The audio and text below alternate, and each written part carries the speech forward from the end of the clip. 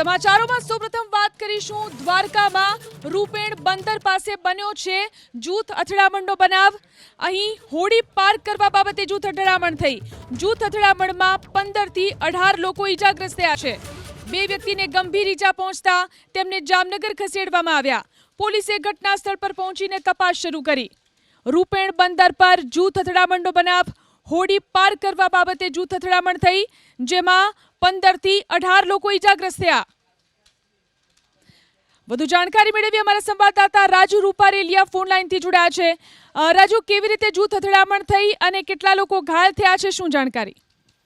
જો વાત કરીએ તો દ્વારકા નજીક છે તે રૂપણ બંદર આવેલું છે। રૂપણ બંદરમાં મોટી સંખ્યામાં જે માછીમાર પરિવારો છે તે પોતાનો ધંધો વ્યવસાય છે તે કરતા હોય છે। ત્યારે હોડીને પાર્કિંગ કરવા બાબતે તે 2 જૂથ વચ્ચે અથડામણ થઈ હતી અને અથડામણમાં 15 થી 20 જેટલા લોકો છે તે ઈજાગ્રસ્ત થયા છે। જેના હિસાબે દ્વારકાની સરકારી હોસ્પિટલ છે તે તમામ ઈજાગ્રસ્તો આવ્યા હતા ને તેમને માટે છે દ્વારકા પોલીસ છે તે અહીંયા દોડી આવી હતી ને દ્વારકા પોલીસે તમામના જે નિવેદનો લીધા છે। ત્યારબાદ વાત કરીએ તો 15 થી 18 જેટલા લોકો ઈજાગ્રસ્ત અને 2 વ્યક્તિઓ છે જેને વધુ ઈજા થતા તેમને જામનગર છે તે હાલ રિફર કરવામાં આવ્યા છે ને પોલીસ દ્વારા છે તે હાલ આગળની કાર્યવાહી છે તે હાથ ધરવામાં આવી છે। જી, આભાર તમામ જાણકારી આપવા માટે।